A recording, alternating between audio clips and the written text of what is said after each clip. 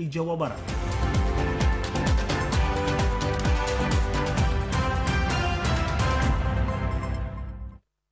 Saudara, kita beralih ke segmen Dialog Jawa Barat hari ini.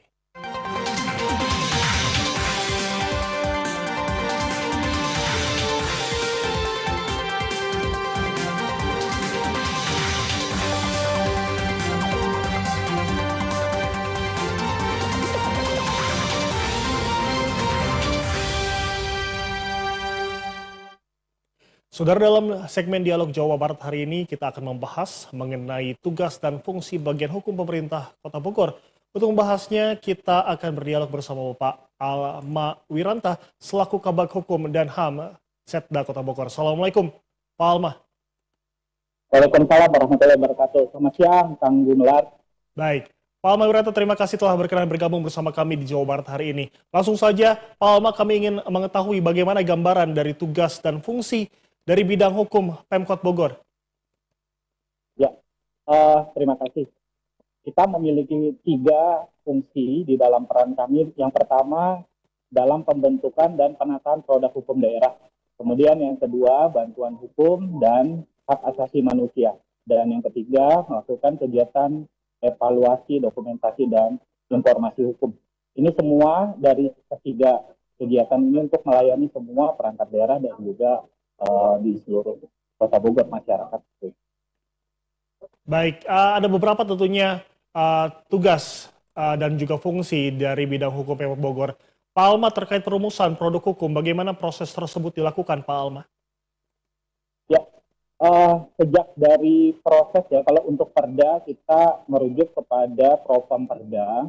Di Kota Bogor, alhamdulillah tahun 2024 kita bersama DPR telah merumuskan Perda nomor 2 tahun 2024 tentang penerbitan produk hukum daerah. Jadi mulai dari pembentukan, perencanaan, kemudian persiapan, kemudian dilakukan pembahasan, kemudian di dalam prosesnya ada harmonisasi, fasilitasi, dan terakhir dengan pengundangan dan kita publikasi. Prosesnya tentunya di dalam perencanaan ini, khusus untuk Perda, kita berdasarkan kepada naskah akademik. Jadi ada 2 aspirasi, yang pertama dari pemerintah kota dan yang kedua dari inisiatif DPRD. Tentunya ini menjadi sebuah tahapan yang harus dilaksanakan dengan batas waktu yang ditentukan di dalam Perda. Tahapannya harus sesuai dengan 4 tertib. Yang pertama tertib kewenangan, tertib prosedural, kemudian tertib implementasi, dan tertib substansi. Itu yang secara garis besar di dalam tahapan pembentukan regulasi di Perda. Kalau Perwali lebih khusus lagi, ini turunan dari Perda yang kita menamakan Propam Perkada.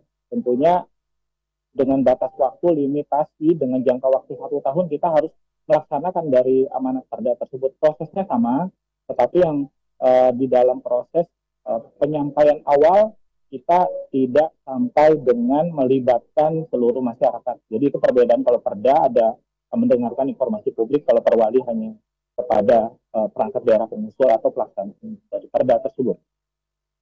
Seperti itu gambarannya. Tetapkan seluruhnya. Pak Alma, kajian-kajian apa saja yang akan digunakan guna menghasilkan produk hukum yang relevan? Ya, kalau relevan kita tentunya tadi dari 4 tertib ya, Kang Gumelar. Tapi yang berkualitas itu yang tentunya kita inginkan. Karena saat ini proses perubahan disrupsi yang banyak sekali perubahan, termasuk hari ini saya menghadiri rapat koordinasi dan sinkronisasi yang diselenggarakan oleh Menko Polhukam di Batam. Ini kami membahas banyak sekali produk-produk hukum yang tidak menguntungkan atau tidak berpihak kepada masyarakat. Nah, itu yang akan kita evaluasi. Artinya yang relevan itu harus disesuaikan dengan kondisi situasi di daerah dan masyarakat. Jadi tidak ada aturan itu yang sifatnya saklek, tidak bisa berubah. Itu yang sekarang kami upayakan tentunya di dalam penyiaran ini kepada seluruh warga atau pemirsa yang mendengar, bahwa produk hukum yang ada di Kota Bogor itu saat ini kita buka untuk menganalisis kebijakan publiknya. Itu yang kami buka dari Kota Bogor, sehingga dari 188 perda yang kita buka, itu nanti akan kita lihat yang mana yang paling tidak relevan. Nah, artinya urgensi itulah yang kita evaluasi, analisa, dan kemudian kita revisi atau kita cabut. Seperti itu, Kang Bima. Baik, Pak Alma, untuk proses bantuan dan konsultasi hukum diarahkan kepada siapa saja, Pak Alma? Lalu bagaimana prosedurnya yang akan dilakukan? Nah, ini karena tugas kami itu sebenarnya bukan hanya untuk bantuan hukum dalam skala mikro ya, yang kecil ya. Ini makro nih, di Kota Bogor kita punya perda tentang bantuan hukum bagi masyarakat miskin. Ada juga Perda 1 2024 tentang penyelenggaraan restoratif justice Balai Badami. Ini artinya bantuan hukum itu harus secara komprehensif. Masyarakat itu di level menengah ke bawah itu juga harus kita perhatikan. Ini berkolaborasi terakhir dengan Posbankum ya dari Kementerian Hukum yang memang ingin menyentuh lapisan masyarakat. Banyak sekali dalam proses-proses yang ada itu sangat jauh daripada untuk melindungi kepentingan masyarakat yang termarginalkan. Oleh karenanya di Kota Bogor, saya berharap ini menjadi inspirasi juga bagi daerah-daerah lain. Kami membuka ruang ini bukan mudah gitu ya untuk membuka bantuan hukum dan HAM atau pelayanan hukum secara non-litigasi. Jadi kami akan membuka layanan itu sampai dengan di wilayah-wilayah yang memang selama ini bukan hanya dibuka dengan medsos saja. Kami sudah bekerja sama dengan LPM yang menyampaikan langsung bahwa bantuan hukum bagi masyarakat itu harus menyentuh kepada masyarakat lapisan bawah. Jangan sampai pemerintah, khususnya pemerintah daerah yang memfasilitasi itu tidak melaksanakan tugasnya. Itu yang salah satunya tadi yang saya katakan yang jumlah ada perda yang harus bermanfaat bagi masyarakat. Jadi bantuan hukum dan hak asasi manusia, penghormatan, pelindungan, dan kemajuan hak asasi manusia itu korelasinya dalam bantuan hukum terhadap masyarakat. Baik, ini target tentunya yang begitu baik untuk masyarakat. Lalu Pak Alma, apa yang ditargetkan kembali oleh bidang hukum Pemkot Bogor lewat tupoksi ini?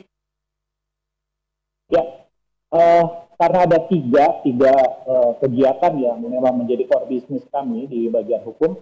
Yang pertama, dalam penerbitan produk hukum, ini alhamdulillah setiap tahunnya kami bisa sampai dengan 20 perda kami terbitkan. Tentunya sampai saat ini alhamdulillah kami ingin sekali perda-perda yang diterbitkan di masa yang akan datang itu kualitasnya tidak jauh berbeda dengan apa yang sudah kami lakukan selama 5 tahun ini. Jadi menciptakan produk hukum daerah yang berkualitas itu yang pertama.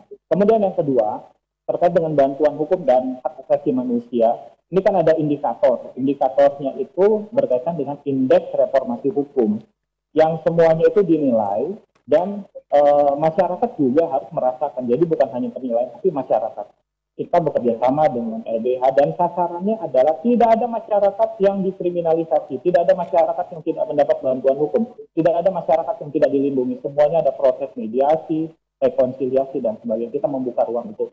Dan mudah-mudahan ke depan tujuannya agar tercipta sebagai Kota Bogor yang layak huni ya. Kalau di dalam indikator terhadap anak itu berarti kota layak anak. Kemudian di dalam kota yang nyaman, kita sekarang menginginkan Kota Bogor itu kota yang betul-betul beres dan juga semua pelayanan publik terlayani dengan baik. Kemudian yang ketiga terkait dengan informasi dan dokumentasi informasi hukum sebagai smart city ya, tentunya harus mendapatkan informasi terkait dengan regulasi dan kebijakan yang tepat. Jangan sampai hoax ada yang menyalahgunakan informasi, kemudian akhirnya ya pihak-pihak yang tadi tidak mendapat informasi yang benar, akhirnya disalahgunakan. Nah ini kami menjaga dan targetnya semuanya, goalnya adalah yang pertama untuk peningkatan PAD, kami akan melihat lagi aspek-aspek mana yang selama ini di dalam peningkatan PAD itu tidak terserap dengan baik. Tentunya banyak jumlah di dalam kerangka kerja kami yang kami susun. Kami juga membangun budaya kerja dan ini berharap bukan hanya sekedar omong-omong gitu ya. Bagian hukum Kota Bogor harus menjadi inspirasi, kemudian menjadi roh pembangunan, dan mudah-mudahan kami di pemerintahan Kota Bogor bisa bermanfaat buat masyarakat Kota Bogor pada khususnya dan Indonesia, Bogor untuk Indonesia. Baik, terima kasih kami ucapkan kepada Bapak Amal Wiranta selaku Kabag Hukum dan HAM Sama-sama. Setda Kota Bogor yang telah berkenan bersama kami bergabung di Jawa Barat hari ini. Tidak ada masyarakat yang tidak dilindungi hukum, tentunya semoga programnya berjalan dengan baik. Sehat selalu, sukses selalu. Assalamualaikum. Ya. Waalaikumsalam warahmatullahi wabarakatuh. Sampurasun. Rampes. Sudah informasi lain akan kami hadirkan saja di antaranya.